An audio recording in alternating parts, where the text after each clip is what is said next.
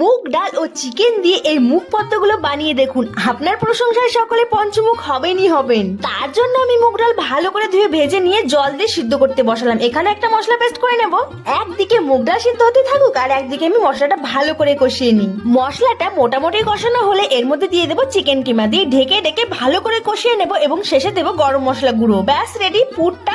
এদিকে মুগ ডাল সিদ্ধ হয়ে একদম পুরো গলে গেছে। এর মধ্যে অল্প অল্প চালের গুঁড়ো দিয়ে আমি এটাকে মিশিয়ে নেবো যতক্ষণ না শক্ত হচ্ছে। তারপর এটাকে ভালো করে মেখে নেবো।